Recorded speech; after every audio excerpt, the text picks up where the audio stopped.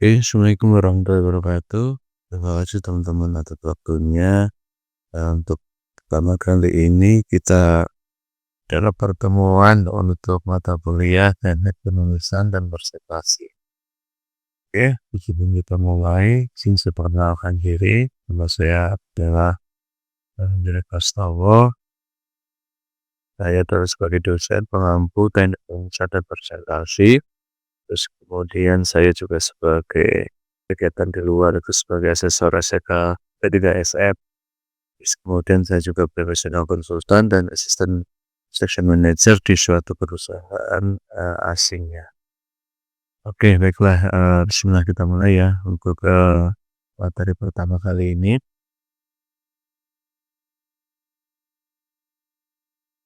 Oke, sebelum kita mulai ke pokok pembahasan materi, di sini saya akan menerangkan nih untuk syarat kelulusan teknik penulisan dan presentasi untuk saat mata kuliah ini apa sih yang wajib dipenuhi buat teman-teman mahasiswa semuanya. Yang pertama yaitu harus mengikuti UTS ya, UTS dan nilai 25%, kemudian juga harus mengerjakan tugas dan nilai juga 25%, kemudian harus mengerjakan UAS atau ikut UAS itu 40%.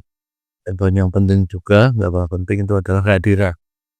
Kehadiran ini juga cukup penting ya teman-teman, yaitu minimal kehadiran itu minimal 80% dan nilainya itu 10%.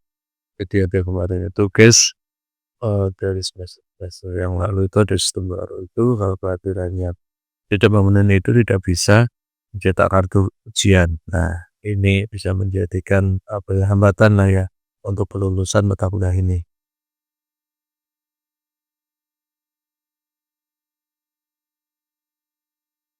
Oke. Pengantar mata kuliah dan kecerdasan kognitif ilmiah. Di sini ada beberapa poinnya. Yang pertama yaitu satu, pengenalan mata kuliah itu sendiri apa sih? Itu teknik penulisan dan presentasi. Yang kedua, apa itu penelitian ilmiah? Yang ketiga, apa sih jenis penelitian itu? Ada berapa? Itu ada dua, kualitatif dan kuantitatif. Kemudian, mengapa mahasiswa perlu menguasai mata kuliah teknik penulisan dan presentasi ini?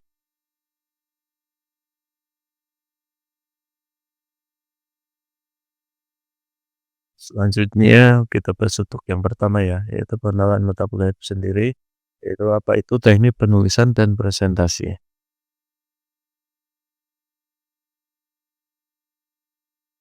Jadi begini, bayangkan jika teman-teman itu adalah seorang profesional yang punya ide sangat bagus atau hasil riset yang luar biasa. Tapi kalau teman-teman itu nggak bisa menulis atau menyampaikan ide itu dengan baik, ya ide itu akan tenggelam dengan sendirinya dan orang lain nggak bisa tahu apa ide yang teman-teman punya itu.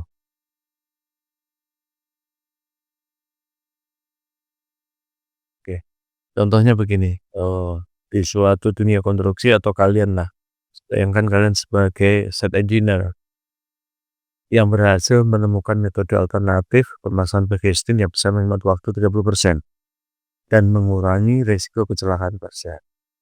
Tapi karena teman-teman itu tidak bisa mendokumentasikan ide tersebut dengan baik dan nggak bisa menyampaikannya secara jelas ke tim proyek atau ke manajemen, ya ide itu cuma akan jadi cerita pribadi yang tahu hanya kalian saja.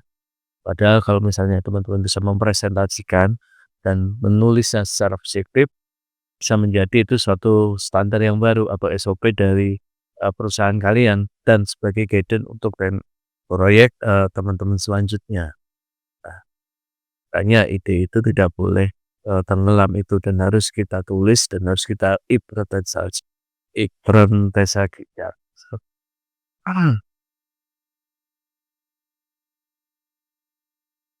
Terus kemudian kita lanjut next.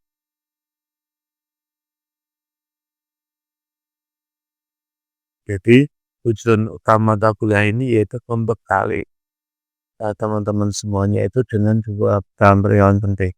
Yang pertama itu menulis secara akademik, yaitu menulis laporan, artikel ilmiah, dan goalnya itu kalian teman-teman semua itu bisa menulis skripsi. Terus yang kedua, mempresentasikan gagasan tersebut. Jadi kalau teman-teman nanti sudah skripsinya sudah jadi atau berawal dari, proposalnya, kalian bisa mempresentasikan terhadap, pengajuan terhadap judulnya atau terhadap guru pembimbingnya masing-masing. Terus kemudian,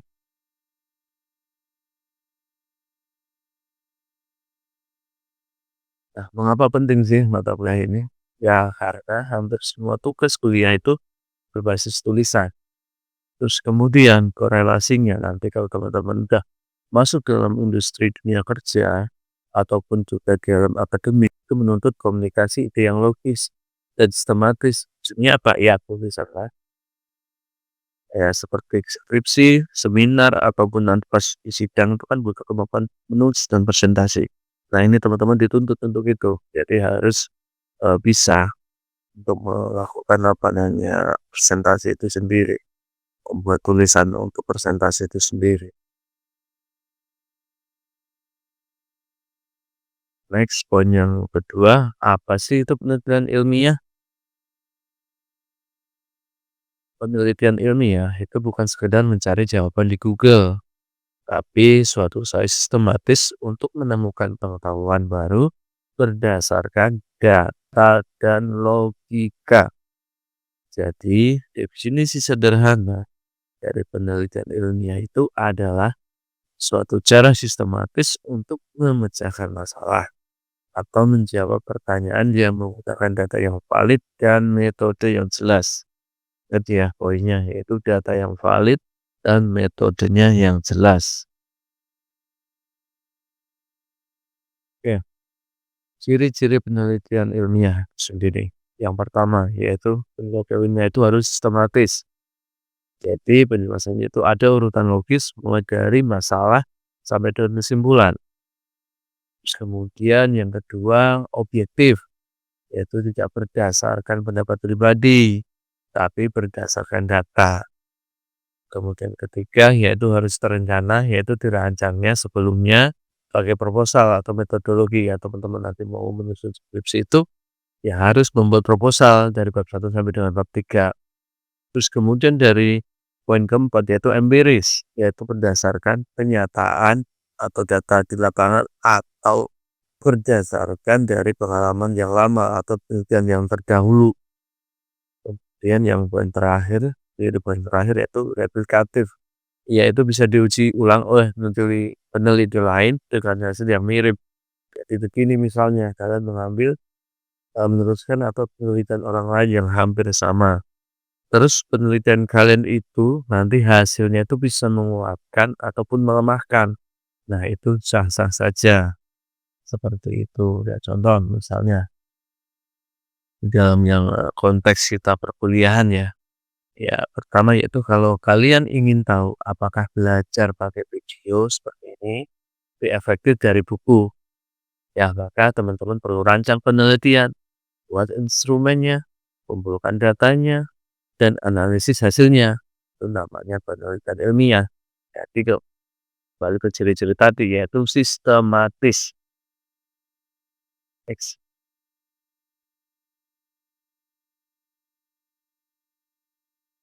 Untuk yang ketiga yaitu jenis penelitian. Penelitian di sini itu ada dua teman-teman. Yang pertama yaitu kualitatif dan yang kedua yaitu kuantitatif. Nah, satu ya penelitian kualitatif yaitu suatu penelitian yang cocok kalau teman-teman itu ingin memahami mengapa atau bagaimana suatu fenomena terjadi. Dan contohnya begini, teman-teman mewawancarai mahasiswa tentang pengalaman mereka selama kuliah daring. Nah, setiap COVID-19 itu kan banyak ya kuliahnya itu daring ya. Nah, ini kalau kita ambil contoh mewawancarai mahasiswa tentang pengalaman mereka kuliah selama ini dengan cara sistem daring. Terus kemudian datanya apa saja sih ya? Datanya ya pertama yaitu narasi, terus kemudian kutipan-kutipan, terus kemudian dari pengalaman juga. Terus hasilnya apa sih? Itu penjelasan mendalam, bukan angka. Karena ini fenomenanya tentang pengalamannya. Jadi hasilnya pun juga penjelasan yang mendalam dari pengalaman tersebut, bukan angka. Karena ini kualitatif, ingat ya, kualitatif itu bukan angka, tapi suatu penjelasan yang mendalam.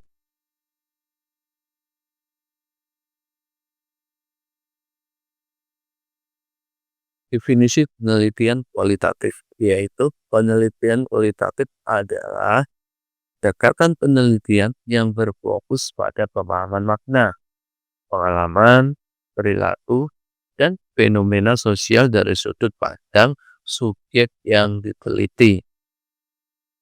Poinnya itu ya, ada pemahaman makna, pengalaman, perilaku, dan fenomena sosial untuk penelitian kualitatif. Next.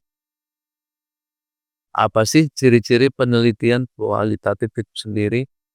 Yang pertama, data berupa kata-kata, narasi, cerita, wawancara, dan observasi. Dua, bertujuan untuk memahami makna yang mendalam, bukan mengukur. Yang ketiga, bersifat deskriptif, eksploratif, dan induktif dari data dan teori. Lokasi penelitian biasanya alamiah atau natural setting. Oke, next. Hasilnya tidak digeneralisasi, akan tetapi dipahami secara kontekstual. Oke, jadi ciri-ciri penelitian kualitatif itu ada 5 ya. Oke, nanti teman-teman bisa tugasnya cari contoh ya. Mungkin 5 judul skripsi. Nah, dari situ teman-teman simpulkan. 5 judul skripsi itu nanti penelitiannya itu masuk ke kategori kualitatif atau kuantitatif ya. Selanjutnya saya jelaskan dulu untuk penelitian kualitatifnya agar teman-teman tahu nanti bedanya seperti apa sih untuk menjawab tadi. Contoh kasus. Jadi ini ada satu contoh kasus, yaitu bagaimana pengalaman siswa tingkat akhir menghadapi tekanan saat proses skripsi. Nah, ini kualitatif karena ini berdasarkan pengalaman ya, riset yang mendalam bukan mengukur ya. Itu penelitian akan melakukan wawancara mendalam. Nah, ya akan melakukan wawancara mendalam. Dan kemudian menganalisis emosi, kebiasaan belajar, dan pola perilaku. Ya, yaitu tujuannya menggambarkan dan memahami pengalaman mereka dan menghitung jumlah. Pengalamannya semuanya itu dari beberapa sampel itu nanti dikumpulkan itu nanti. Apa sih pengalaman-pengalamannya? Next. Metode umum dari penelitian kualitatif tadi sendiri itu metode umumnya yaitu wawancara mendalam, interview, observasi partisipatif, kemudian studi kasus, ya, terakhir yaitu analisis isi dokumen atau teks.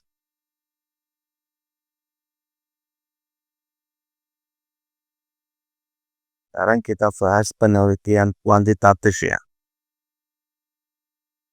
Ini penelitian kuantitatif yaitu penelitian yang cocok kalau teman-teman itu ingin tahu berapa banyak, apakah ada hubungannya atau seberapa besar pengaruhnya. Kuantitatif ya, berarti itu hasilnya nanti berupa angka karena kuantitatif. Next. Contohnya, teman-teman melakukan survei pada 100 mahasiswa tentang tingkat stres selama ujian. Kemudian hasilnya itu atau datanya itu, data awalnya itu ya berupa angka atau statistik. Terus kemudian hasilnya itu berupa grafik, tabel, dan kesimpulan numerik. Kesimpulan numerik itu bisa nanti berapa persen hasilnya seperti itu.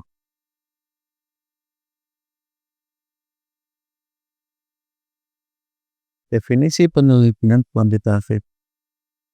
Penelitian kuantitatif adalah suatu pendekatan penelitian yang berfokus pada pengumpulan dan analisis data numerik untuk menguji hipotesis, mengukur variabel dan mencari hubungan sebab akibat.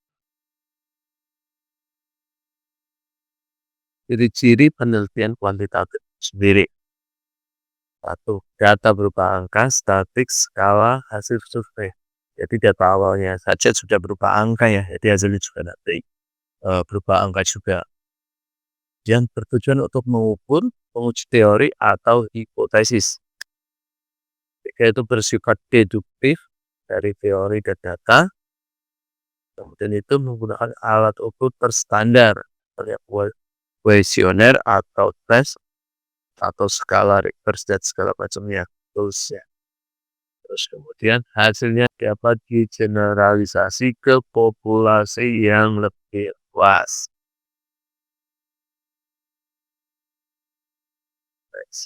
Contoh kasus, apakah ada hubungan antara waktu belajar dan nilai ujian mahasiswa? Yang kedua ya, hubungan itu berarti maksudnya ke kuantitatif. Pertama yaitu peneliti menyebar kuesioner ke 100 mahasiswa untuk tadi antara waktu belajar dan nilai ujian. Kemudian menggunakan statistik untuk korelasi, yaitu tujuannya mencari pola atau hubungan antar variabel antara waktu belajar dan hasil nilai ujian mahasiswa.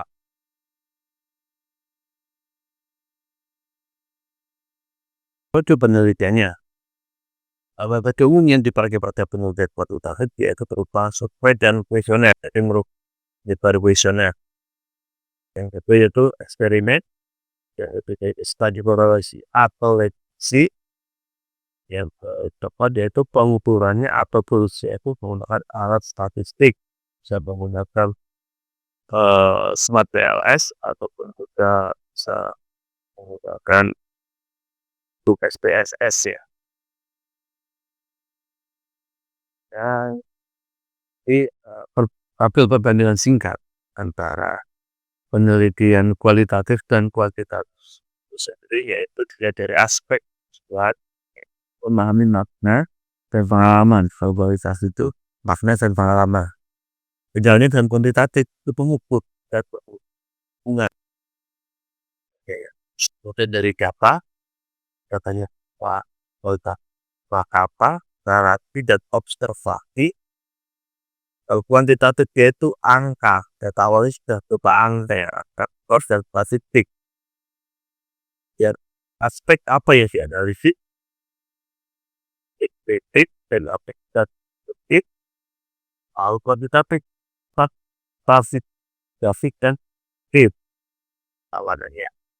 Bentuk hasilnya yaitu mengajukan suatu konteks yang jelas atau mendarat dan kuantitatif yaitu generalisasi dan menentukan pola umum. Kemudian aspek dari data yaitu konteks. Zaman untuk kuantitatif yaitu objektif dan standar. Kemudian aspek contoh metodenya yaitu kualitatif itu studi kasus dan wawancara.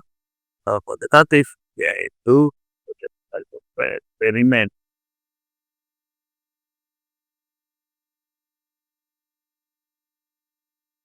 Untuk ilustrasi kita coba lihat sehari-hari ya. Yang pertama kualitatif itu seperti kamu mendalami cerita orang, kayak apa dalam kuantitatif. Wah, kuantitatif itu kamu hitung berapa banyak sih orang itu mengalami hal itu. Jadi numerik ya, data yang lainnya itu numerik ya. Yang ketiga ada quiz. Misalnya nih, kalau teman-teman ini meneliti soal stres mahasiswa, kamu lebih pilih wawancara atau survei. Nah, quiznya ya, samping tadi quiz yang pertama yaitu cari judul 5, terus di simbolkan itu termasuk kuantitatif atau kualitatif. Nah, ini yang kedua yaitu kalau misalnya pengen meneliti soal stres mahasiswa, nah, kamu teman-teman itu pilihnya, wawancara atau survei. Nah, kenapa pilih wawancara nanti dijelaskan, kenapa pilih survei nanti dijelaskan dan datanya apa aja ya. Kemudian ini teman-teman, di dalam mata kuliah ini nanti ada tugas besar ya. Yang pertama yaitu teman-teman membuat proposal skripsi. Terus yang kedua membuat PPT-nya, setelah proposal jadi membuat PPT-nya. Terus yang ketiga dipresentasikan ya nanti ya. Jadi gini, teman-teman boleh pakai, proposal skripsi atau ngambil skripsi yang sudah ada. Jadi skripsi maksud itu yang skripsi yang sudah ada. Itu misalnya punya kakak kelas kalian ambil, terus kemudian teman-teman buat tuh proposal skripsinya, diambil dari bab 1 sampai bab 3. Setelah itu dibuat PPT-nya. Boleh seperti itu atau teman-teman benar mulai membuat nih, proposal skripsi, rencana proposal skripsi teman-teman semuanya, buat dari bab 1 sampai bab 3 tuh. Nah, nanti kan ini bisa digunakan ini, pas teman-teman lanjut ke, apa, skripsinya. Jadi teman-teman sudah punya tabungan, sudah punya tabungan proposal aja, hanya kecap dikit lah, seperti itu. Jadi bebas, boleh pakai skripsi yang sudah ada, cuma diambil 3 babnya, kemudian membuat proposal skripsinya, terus membuat PPT. Nah, ini untuk tujuannya sih untuk mengajarkan teman-teman nanti pas proposal itu tidak kaget lagi, jadi sudah ada persiapan sejak dini, seperti itu. Jadi supaya nanti teman-teman tidak bingung harus seperti apa. Nah, di sini ada buku pandunya. Nah, yaitu, eee, bingung mau skripsi apa judul, bingung mau skripsi apa, sampai lulus. Dari nggak tahu mau ngapain sampai sidang dalam 7 hari. Gaji juga ada free bonus template, PPT Pro, dan sidang. Jadi dari tugas tadi itu nggak usah khawatir, itu sudah ada di sini. Agendanya sudah ada di sini, terus juga PPT-nya juga, template-nya sudah ada sini. Teman-teman, kalau misalnya ngambil dari skripsi kakak kelas ya diambil, comot, oh, bab 1 itu seperti ini bentuknya, bab 2 itu seperti ini, bab 3 itu seperti ini. Jadi teman-teman sudah ada arahnya. Nah, ini adalah handbook yang tapi wajib, itu harganya, Rp200.000 atau 199.000 ya. Terus kemudian, nah isi dari buku apa aja sih? Yang pertama yaitu pedoman penyelesaian skripsi, yang kedua di sini ada free template PowerPoint proposal dan skripsi, dan ini untuk, free template Pro PPT sidang skripsi. Jadi di sini semuanya sudah lengkap ya teman-teman ya. Baik itu pedomannya, PPT-nya, sudah ada satu lagi nih, di sini ada nanti yaitu berisi bagaimana sih teman-teman mempersiapkan sidang itu, ya sidang itu apa itu, seminar proposal itu, jadi teman-teman tuh nggak kaget nanti, udah ada, oh kira-kira tanya dan udah ya jawabannya itu gitu, nggak khawatir, nggak kaget. Sebenarnya seperti ini, sama itu untuk dalam, mempersiapkan tugas hari ini dan nanti untuk, finalnya yaitu oke, pertemuan pertama saya akhiri. Terima kasih atas waktunya. Semoga apa yang saya jelaskan ini dapat bermanfaat dan menjadi bekal buat teman-teman, semuanya. Terima kasih. Wassalamualaikum warahmatullahi wabarakatuh.